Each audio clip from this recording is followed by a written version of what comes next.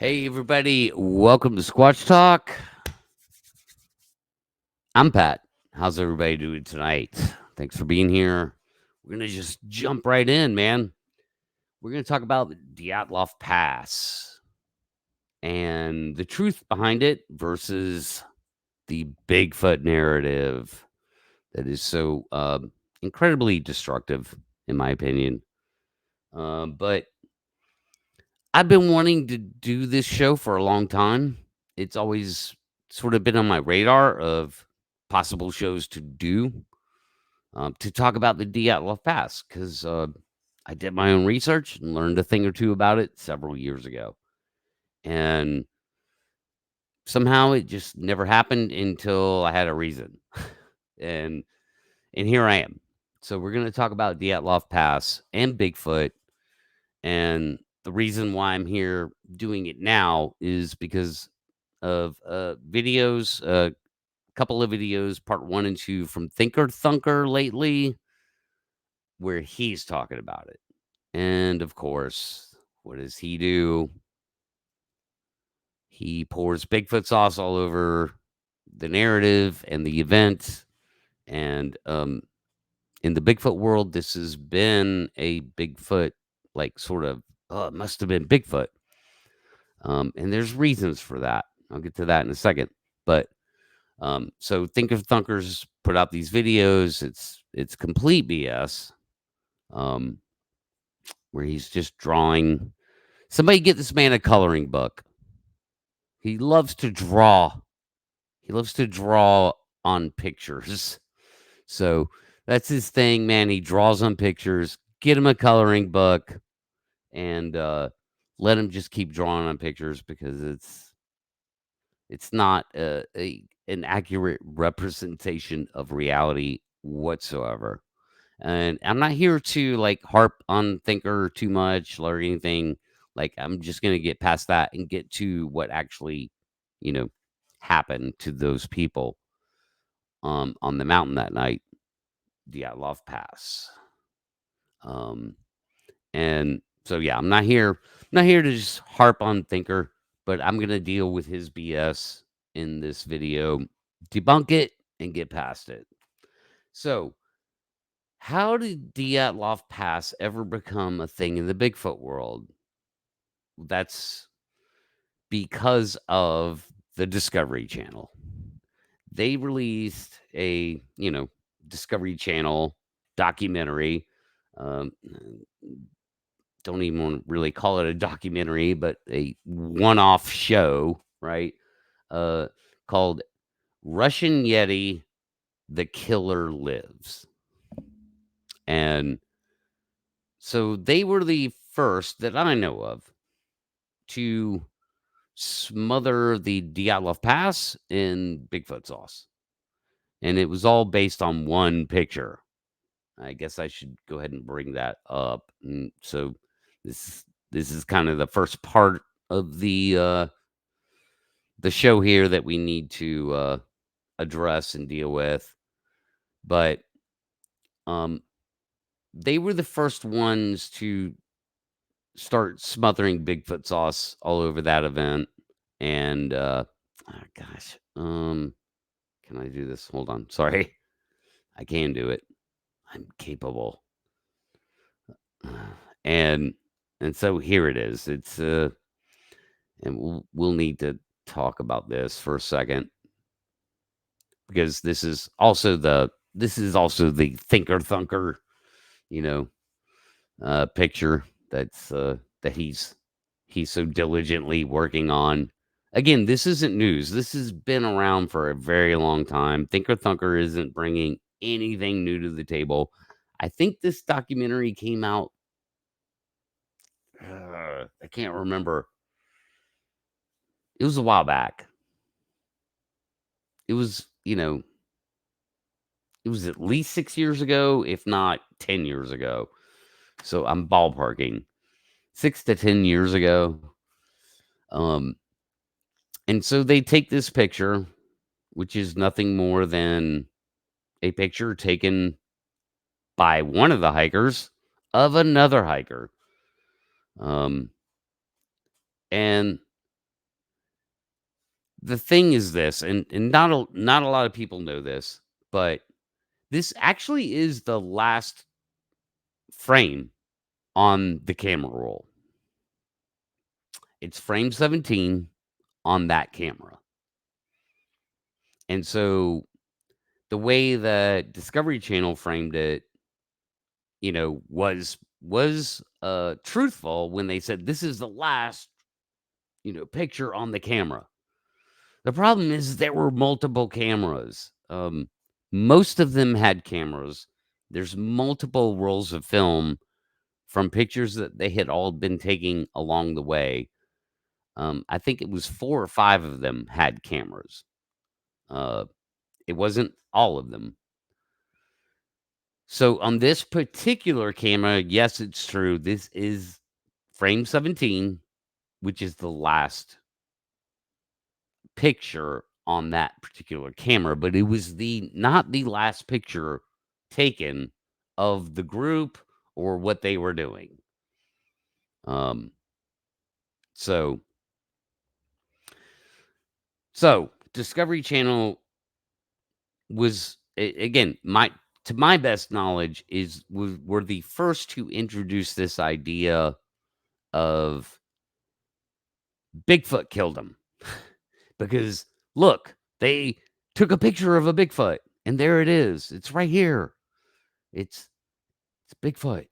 Ah, I don't know. It might be Petey. That might be Petey. I don't know. It looks like a ski trail up and down through here. Doesn't it? Doesn't it look like a little ski trail? Anyway, so Discovery Channel was the first to take this and then turn it into, an hour-long documentary about how Yeti killed these people because all the other stuff that comes with it, the cutting out of the tent and all that. Sure. Right. So that's not new. That's that's the only reason this story has ever been circulated in the Bigfoot world as a Bigfoot event. So Thinker Thunker is not new to the party on this. But of course, he busts out his coloring book. He's got to start, drawing lines and doing proportions. Here we go, man. You know, look at the squiggly arm that looks like a tree. Like he didn't say that, but he's trying to like, draw little outlines and weird shit. Clearly, it's one of the hikers, but it doesn't matter. Even if you think that's a Bigfoot, here's the thing. Here's the quick debunk to why this isn't Bigfoot related. This picture's not of a Bigfoot. Is this?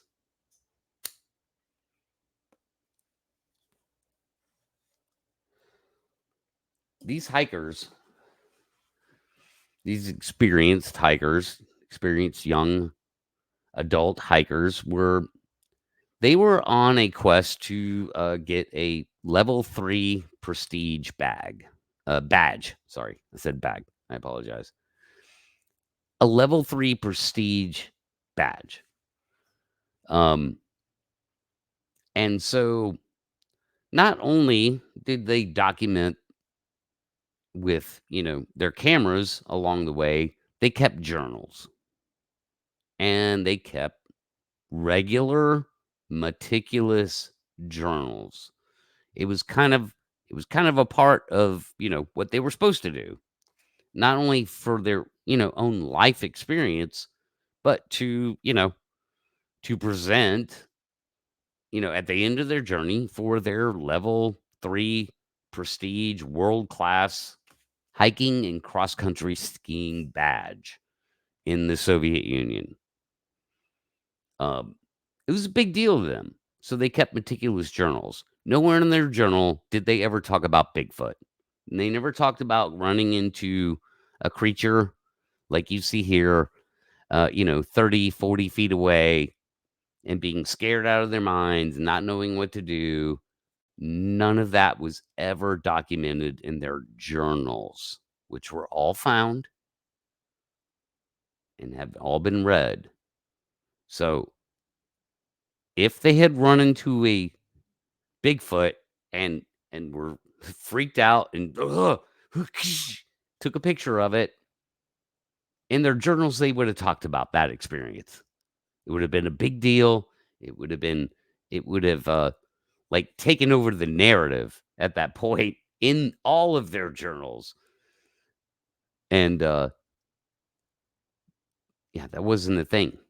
So this photo is debunked.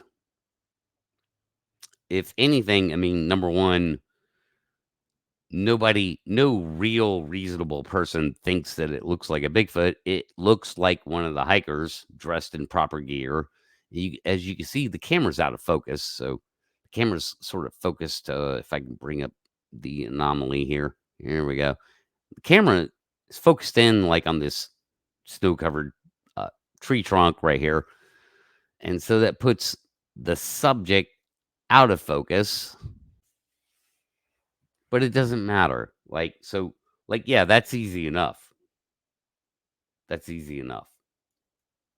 But the truth is that if they had run into a freaking Bigfoot, they would have wrote about it in their journals. 100%. I don't know anybody that could disagree with that.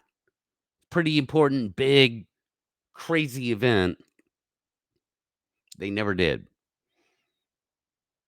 Never. Not once. Not one mention of a Bigfoot or a Yeti or a hairy monster thing. Never, ever once brought up in their journal debunks this photo being a Bigfoot. That and everything else involved with the photo, you could tell there's a waistline. Like, come on, guys. Like, so Bigfoot was never involved.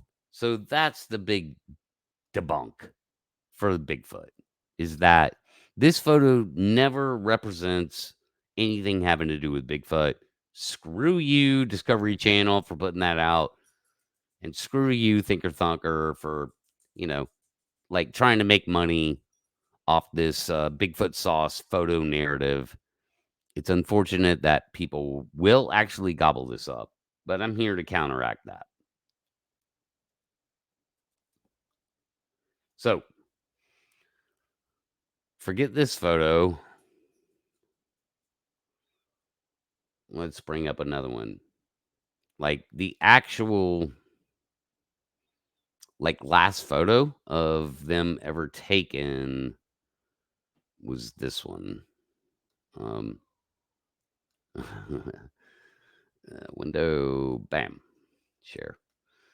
Uh yeah, this photo right here. So this is them uh digging out their uh area to put pinch pitch their tent that night on the mountainside of that fateful night. So this is the actual last photo ever taken of the group. Which I'll probably put in the thumbnail. Uh, because it's haunting. But it's not Bigfoot related. So that's the actual last photo. Just thought I'd throw that out there for purposes of keeping it honest and real. So there you go. So that's the whole kit and caboodle, man, with the Bigfoot sauce and the photo. And, it's Bigfoot. Clearly, it's not. They never wrote about it. There were more pictures taken on other cameras past that. There were more entries into journals. Again, never ever once wrote about some mysterious creature to be afraid of. That never happened. In reality, all documented. Not a Bigfoot event. Clearly. So, that brings us to what did happen. It wasn't Bigfoot. That much is demonstrated. What did happen to those people? What happened to these young, like, very experienced world-class hikers? Um, had been a mystery for a long time because no one could figure it out until someone did. And now this has been years ago. And so everything I'm about to kind of go over with what did happen and why the mystery is pretty much solved. Um, all that information is down below in the uh, in the description. I'm actually going to put it there. It will be there. It is there. All the important information, and so this is a lot of the scientific research and information that I've went over and studied myself to actually learn, oh my God, this is what happened to them that night. And I provided it down below. So basically, it's this.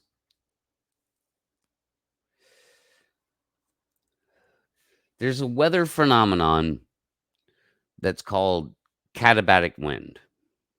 And it's a phenomenon that happens. It's also called gravity wind.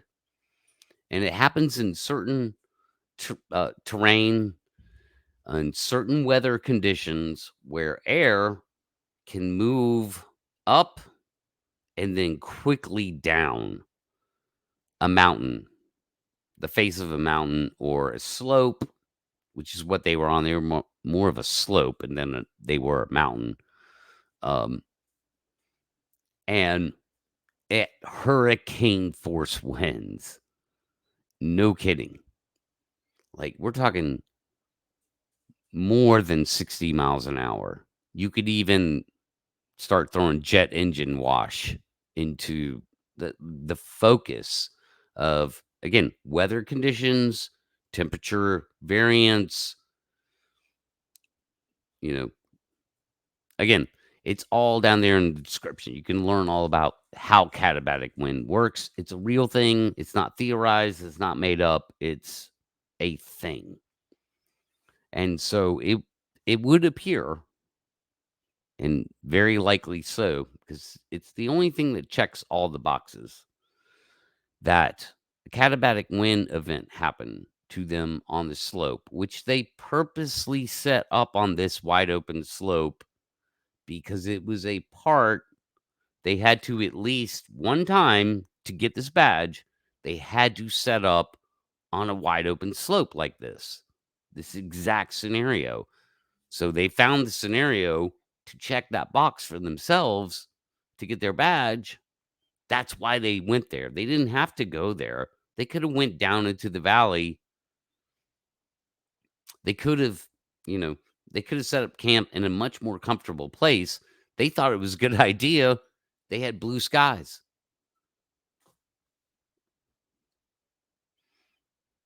And so they purposely went to that slope, to check that box for their badge. And just so happened it was the wrong move. Like, there was going to be a Catabatic Wind event, which is rare, but it happens. And it happened that night to them. It shook their tent violently, uncontrollably. They freaked out, cut their way out. No big deal. They can always patch that. It's not a modern tent. There's no zipper. So to, like, get out of the tent involved, laboring unbuttoning of of stuff. And they did everything right, man. They knew they had to get out of there.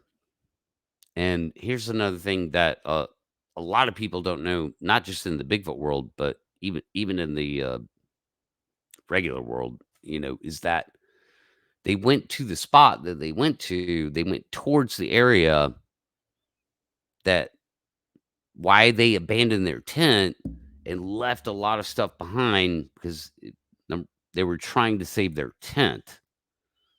Like, that was their life force in that moment.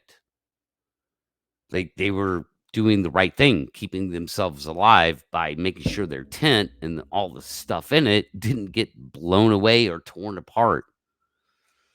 Um, but here's the thing that a lot of people don't realize is that they had a second emergency cache of supplies down in the valley. And that's where they were headed to. That's why they felt comfortable in the moment to just abandon the tent and even their stuff because they don't want any of this shit blown away. They get out, they throw crap on top of it. They're throwing snow on top of it. They leave a lantern on top lit as a beacon to get back to it and head let's head down to the valley. They actually had a cache of supplies down there. And so they made the right decision. They go down. The Catabatic Wind is not letting off. It keeps going. Like, so they do everything right to stay one step ahead of instant, like almost instant death, minutes away from death. And they buy themselves multiple more minutes. And the true tragedy is that at the end of the day, everything that they did right, which they did do right, you know, didn't matter. The, the Catabatic Wind didn't subside. It kept going.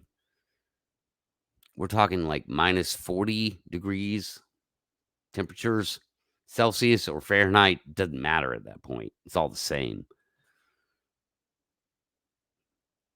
Exposure. They tried to build a fire. They successfully built a fire, like one group did. Another group tried to head back to the tent, and they were just succumb. Like that wasn't going to happen. They succumbed to hypothermia. The guys around the fire, they also succumbed to hypothermia. And I know like a lot of this gets into deeper details of people biting their hands and shit like that. Something you might do to check yourself in that situation. Can I still feel that? And then the third group that was found, actually, they weren't found until a couple of months later. They dug a bivouac and they dug it in the wrong spot. There was a actual live running stream underneath it, and it collapsed. And so that's what happened to the when they separated in these three groups. The third group in the bivouac, which had the right idea and otherwise would have probably survived that night, other than for whatever reason that shelter collapsed in on them, and there was a lot of trauma involved with that, with tons per feet of snow falling on them, snow and hard ice. And the reason why I know this is because a, a guy, what's his last name? Richard Holmgren. So these are the Swedish people. Researcher Richard Holmgren and his buddy Andreas. They actually took on the challenge. So they recreated the Dyatlov route. And at the same time, Richard was always keeping in mind this other event that happened much later, in 1978, in Sweden, with Swedish hikers, that was the exact same thing that happened, except there was one survivor to tell what happened. And that one survivor explained the Catabatic Wind event. So, so here's these parallels of like, wow, that's just like Dyatlov Pass. So Richard and Andreas, they go to Russia and they recreate the route, and with some two guides, and they make some very interesting discoveries and observations. Ended up camping in the exact same spot where the tent was. Again, all of this is documented. The world kind of understands what happened at Dyatlov Pass. Unfortunately, the Bigfoot world, so this is breaking news in the Bigfoot world. And unfortunately, there's just too many people that'll just go, "Oh no, it was Bigfoot." And I can't help that. I can't stop that. Um, but again, these links are down below. That's the gist of it, man. Is that Bigfoot debunked. Bigfoot debunked. The picture was not of a Bigfoot. It was of one of the hikers. Um, Nobody ever wrote in their journals anything about a scary monster thing they ever ran into. That right there debunks Bigfoot. We all understand that, you know, they certainly would have mentioned that. Um, I say mention, they would have talked about it. That would be a big deal to find. Uh, and what actually happened. And all there, all although there are the one thing that Thinker Thunker did get right, I'll say this, is like not an avalanche. Like that was sort of his main focus, and I'm not sure why, but not an avalanche. And he's correct. There's really no good avalanche theory to go off there, other than there's a newer theory that sort of combines with the Catabatic Wind, meaning that the wind had created a slope above the tent, and maybe that was the initial emergency they felt they had to get out of, was this compilement of snow driven, even though again this was in the storm. We were talking snow being driven off the top of the surface and built up to a point where it may have collapsed on the tent because they were kind of dug in to the hillside. So that theory is out there, but either way, what you can't escape is the actual katabatic wind aspect of what happened is what killed them eventually. It's what drove them out. That's always been the question. What drove them out of the tent? You know, so barring any kind of like combination of not avalanche like you would think avalanche, but just a snow collapse onto the tent. Barring that, which still would have been driven by the katabatic wind, it was 100% a katabatic wind event. That's why they got out of their tent in such a panic. And again, this is articulated way better in the information below.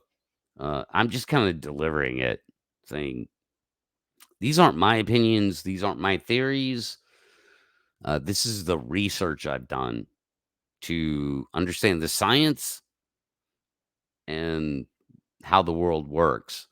And it was eye-opening to me, but I've kind of known this for years, and I'm glad I finally get to bring it here to you guys and anybody else watching in a way that can make more sense, be more reasonable. um, I'm more than happy to do because again, the truth matters. It's like what happened to these kids and their families, eventually should understand this as well. And it's glad to see that recently there's been some really smart people get involved and actually boots on the ground, their asses out there to kind of figure this out. And so that's the story of Dyatlov Pass as best as I can understand it. Somebody who's not an expert hiker, somebody who's not a meteorologist, somebody who's, not a climatologist or have no educational background, any of those things. Um, but I can understand those who do have the backgrounds. I can understand their words, their language, their attempt to communicate that to me. And so I'm just kind of passing that along to you, is that the Dyatlov Pass incident was likely, most likely, almost 100% likely a katabatic wind event. Nothing else explains it. Catabatic wind checks all the boxes. Um, and I know some people will try and like things I've glossed over here. There's radiation detected. Well, two of the hikers had participated in uh, a nuclear accident cleanup, and so the radiation detected on their clothing or them matched exactly what they should have been exposed to participating in a nuclear problem, Russian nuclear problem cleanup. I don't, it wasn't quite Chernobyl level, but something along those lines. And so things like that, whoa, the radiation, you know, uh, and whatever else, predator, eyes, tongues missing. That's very, very easy, scavenger, predation. Uh, so I'm not glossing over those things because those things are, again, that the information's out there. It's very easy to find and understand. You know, I'll say this, to Bigfooters, you people in the Bigfoot world watching this, and if you're still here, that's kind of amazing. But do your own research. Don't just consider like the Bigfoot bubble is the research you do. So I want to hear what Bigfoot people have to say about it, or this guy or that guy, and they're all Bigfoot people, and they all talk about it the same way. They just regurgitate the same shit. Do your own fucking research, man. Look up Dyatlov Pass, mystery solved, whatever. It is a simple Google search. It's not that hard. It's pretty easy. And I provided some damn good links down below. If the first link I provide, you just read that, man. You'll understand way more about this event. And Richard is so articulate. He's extremely well spoken. You'll learn a lot just from reading that. It's kind of a long read. Like kick back, make a drink, get ready, man. Like it's pretty thorough. So um so yeah, man, that's what I got. That's what I wanted to talk about tonight. If you're new to the channel, which you might be, I might catch some kind of algorithm here because of the recent sort of boost in the Dyatlov Pass because of Thinker Thunker. Um, like and subscribe. Check out the channel. Look around. It's good stuff. I got good stuff coming on the way. Interesting things always. Um, and I'll try and keep it up at a more regular pace. Uh, so if you're new here, thanks for being here, and thanks for sticking around for the whole video. I appreciate that. And we'll do it again real soon. Got some guests coming, maybe some panel discussions. Fun stuff as usual. But thanks for being here, guys and gals. We'll see you next time. Later.